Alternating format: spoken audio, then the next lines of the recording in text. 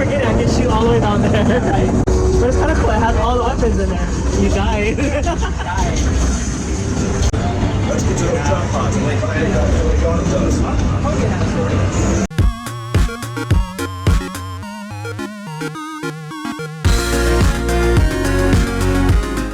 What's happening, my wonderful YouTubers and guests?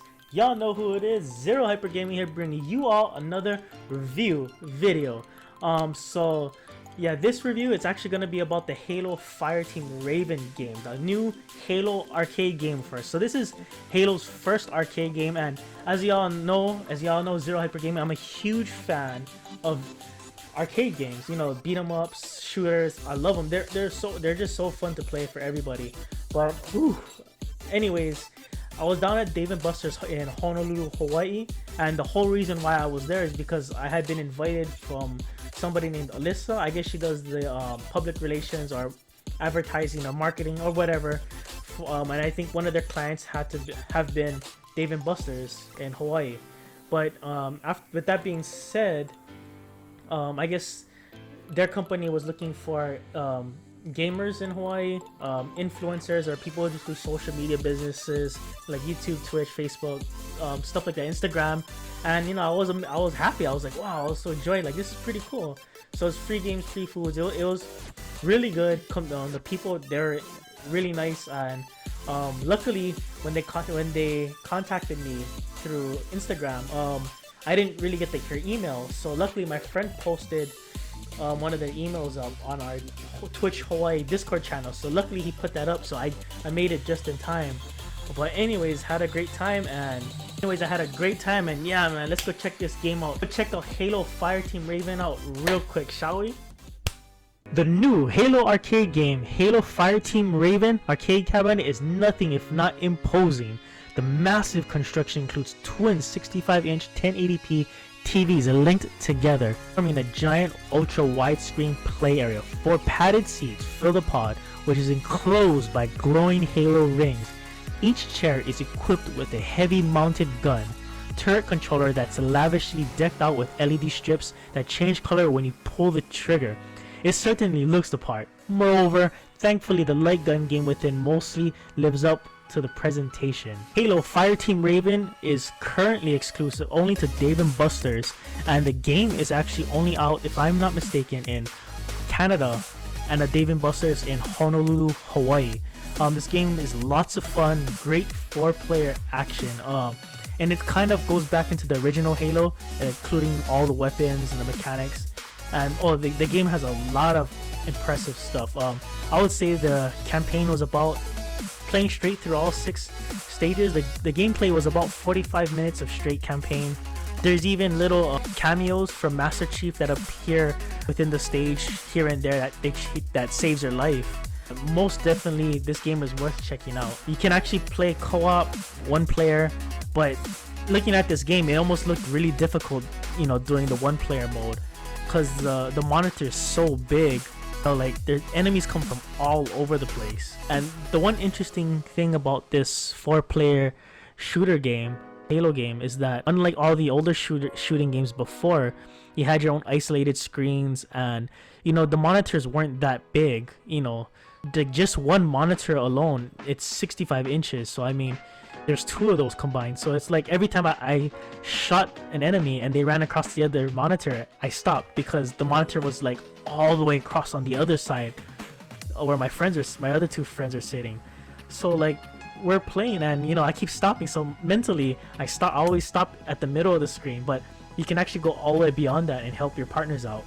But this game has a much more better experience if every seat is filled and you have 4 players. This game is, you really want 4 players. It's so enjoyable with 4 players. And they have all the tools and weapons there, from the sticky grenades, the plasma grenades, the plasma rifles, the needler, assault rifle, grenade launcher. They have all of that, and also some of the vehicles you can use, the vehicle weapons. And that was the most amazing thing, that we got to use the environmental weapons and some of the vehicle stuff. If you do only play by yourself or with 3 people or 2, the AI substitutes for the missing players, and it keeps your flanks safe. So it'll automatically, the AI will take out all the enemies, you know, only a certain amount, and then whatever's left will go towards the actual player, human player itself. One thing I noticed in this game is the characters actually don't have an actual weakness. The weaknesses are going to be highlighted where you have to shoot, but they don't really actually have a weakness. Like, you can't do a headshot and the guy instantly dies, or you hit the guy 3 times in the head and he dies, you shoot him 10 times in the body, then he dies. So this game is actually keeps true to the original Halo game. So some of the characters that have shields, you've got to blast them multiple times no matter where. So the game does not demand that much coordination, but it is actually a lot harder. I think this game actually is much harder to aim than the older shooting games like Time Crisis, House of the Dead, because the one thing I've noticed with games like this, your cursor, when you do your first shot and you move your cursor strays, and in this game you actually have to lead shot a lot, where the old shooting games, you know, you point your gun there, you shoot, you go to the other character, you shoot a headshot, you know, your cursor is always where you actually point your gun instantly, but there's a trail it kind of leaves, so you have to actually remember that too. And you can actually see your bullets fall too. Like, if the characters are really far, you'll see your bullet start to drop, so you have to aim a little bit higher, and sometimes you have to lead shot a lot. Like, you have to lead shot in that game a lot. But there's actually some depth in your shooting, so you actually have to lead shot, you know, depending how fast the enemy is going, which direction he's going, you have to lead shot a lot. You can't just put your cursor on the character and shoot in. The hit won't automatically register instantly. You're gonna have to lead shot a lot. The bullets do drop, so you have to aim a little bit higher sometimes, depending on the gun too. That also entails what type of gun it is. The bright side is this game is great for brand new players and veteran players. You all have fun, whether you're a hardcore gamer or, you know, you're just someone who just wanting to play the game, or, you know, a young kid to an older adult. This game is enjoyable for all ages, and you don't really need to have any type of detailed technical inside knowledge of Halo, and none of that is needed to be successful in this game. Sequences within each level last in the true arcade fashion, just a few minutes each. You'll go from fighting elites to grunts to jackals to banshees to flood, sampling a staple of classic Halo weapons along the way. I mostly enjoyed revisiting the original Halo ring and many locations. They'll look very familiar to you from Master Chief's first adventure. The graphics are beautiful. If not, it's a bit of a noticeable step down from Halo 5, but that's all fine though, because the game still looks magnificent with the detailed screen and the whole arcade layout. Frame rate in this game is actually really impressive, and it seems to be the game seems to run at 60 frames per second, so actually very well solid. The game is really good. As a high intensity gun game, the feel of the weapons matters more than usual, since all you can do is shoot. Fireteam Raven mostly satisfies this by recreating Halo's iconic arsenal. The assault rifle replicates its Xbox cousin very nicely, lighting up and popping the shields of elites in the same time and manner you have come to expect. Also, you have to remember the magazine sizes in the game are gonna be obviously much more different than the arcade version, but I think the magazine sizes are actually a lot smaller in the arcade version, which makes sense because it is a shooter. Moreover, the rocket launcher, the way they balanced that out was that they made the rocket launcher have unlimited rounds. So anytime you get the rocket launcher, you better be doing some damage. Like, you get unlimited rounds on that thing.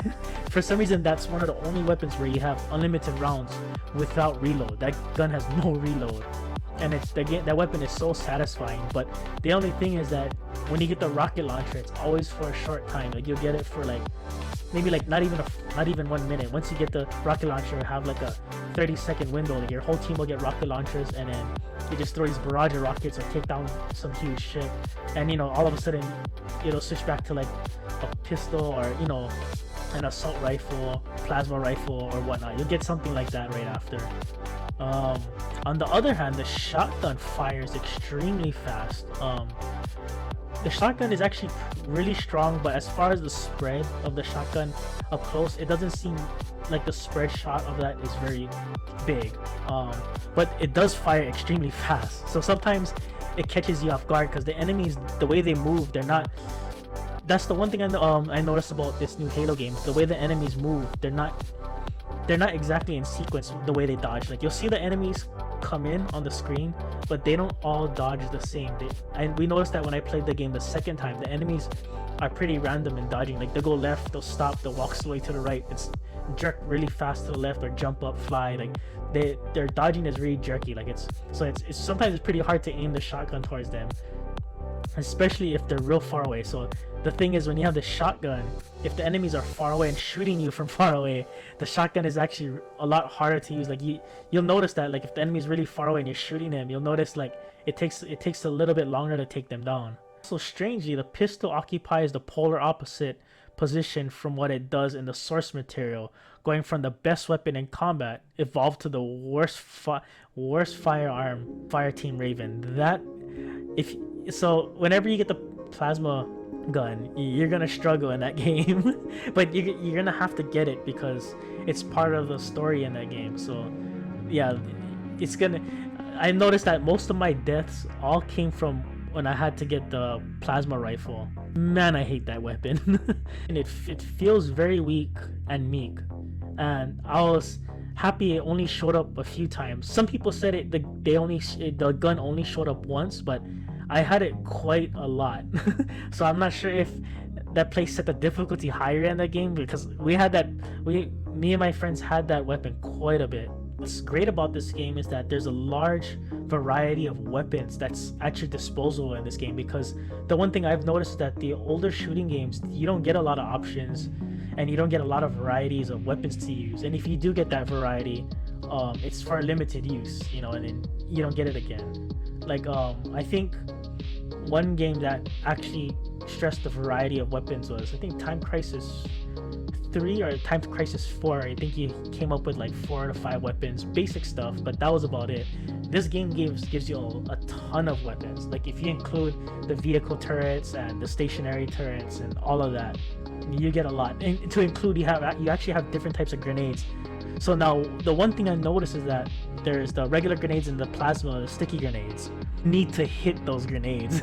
I used to think it was like the other shooters where you just throw the grenade out and it's a huge gigantic explosion. No, you need to actually hit the enemy. If you miss the enemy with your grenade and it blows up, it doesn't kill anybody. And I learned that the hard way. Like, so there's a lot of depth in this game. So like you throw your grenade, then you miss. Like if it blows up next to the enemy, it doesn't really take them out. It just does a little bit of damage. For the grenades in this game, you need to hit the enemy, and then when the grenades explodes, once it hits the enemy, then you'll have that splash damage effect. It'll take out other enemies with it. But if you throw the grenade and you miss and it blows up, you pretty much will only kill one guy, or you won't kill anybody at all. And that goes for the plasma grenade too. So I feel that the plasma sticky grenades and the regular grenades are, to me, they're equal in this game. Like, I don't think one is better than the other. They're technically equal to me, because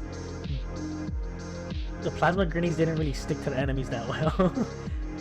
And then the regular grenades actually do its job. Like once you throw the grenades and they touch the enemy, it'll just explode.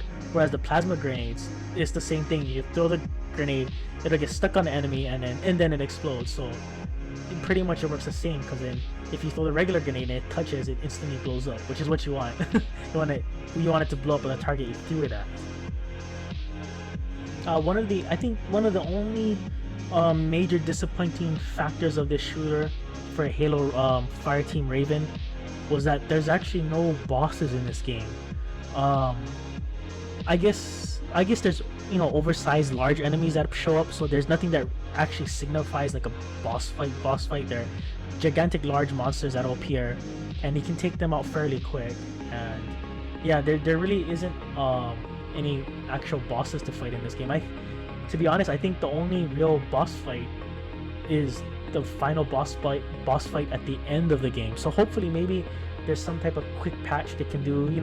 They have a USB drive and maybe somebody can plug it in, add bosses in or something like that. You can just download it somewhere. But yeah, other than that, there's no boss fights, to be honest. There's certain sequences where there's a gigantic monster and you'll most likely kill them pretty quickly, but they're just regular monsters. Say yeah, the only actual boss fight was probably the last part in the very end. And once you beat that, the game's over. That was the only disappointing thing, and I wish there was a lot more boss fights every campaign, for every sequence of stages that you go through, because the stages are actually pretty long. For 6 stages, they're pretty lengthy, and they're very fast paced. It's very fun. Like the camera angles in that game, like it keeps you on your toes. However, there are, like I said, the infinite ammo sequences. So not only is there infinite ammo with the rocket launcher, but you know, you'll jump on things like the Warthog, the Shade turrets. Um, you get on those and you'll end up getting infinite ammo anyways for those two things. So those are really good.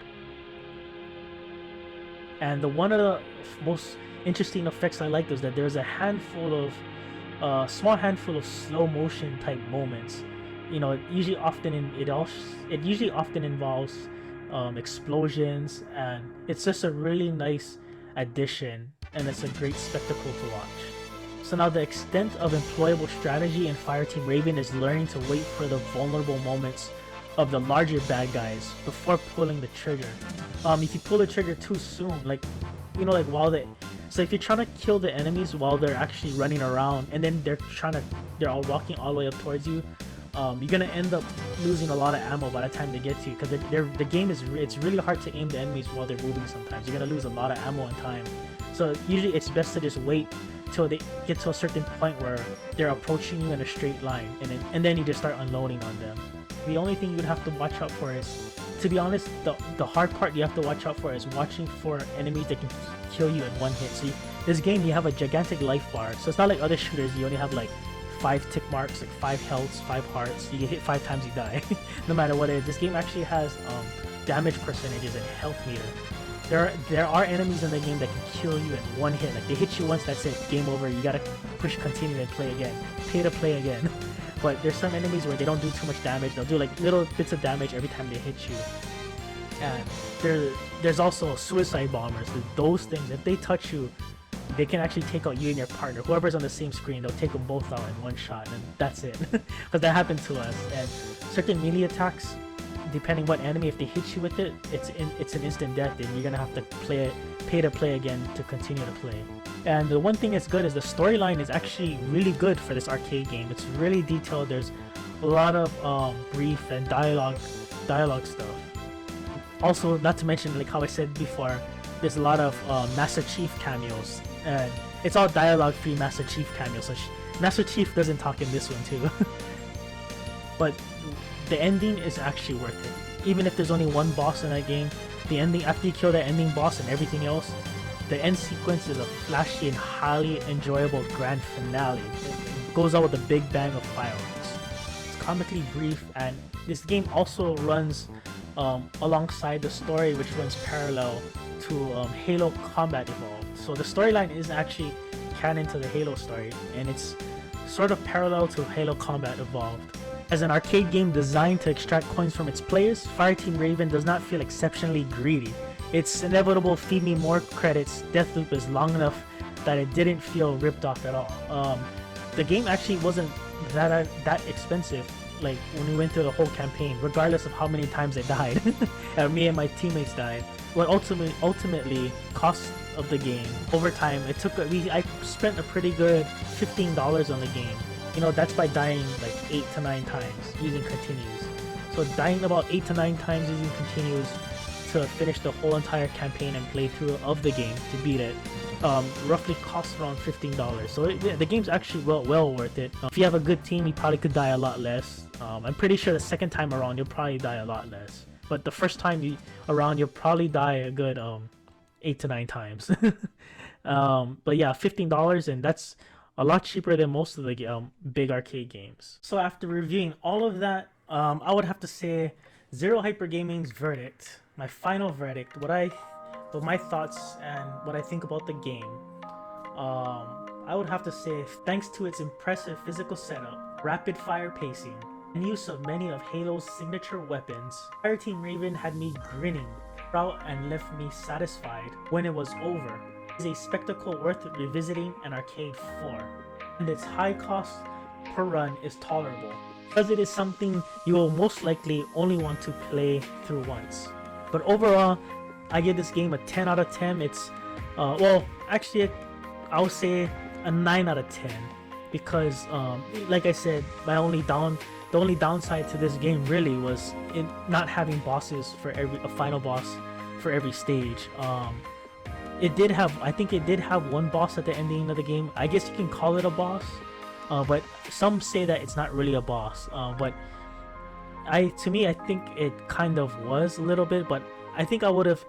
I think it would have been a lot better if there was a final boss. So if it had bosses on each stages, it would be magnificent. It would be perfect. A 10 out of 10. It's just missing bosses. It just needs bosses, and that's it. Like real bosses. But anyways, other than that, the game was perfect. It's worth the money, and it's so much more fun to play with friends. The game is 4 players, and I love 4-player co-op games. But anyways, I recommend you all check it out.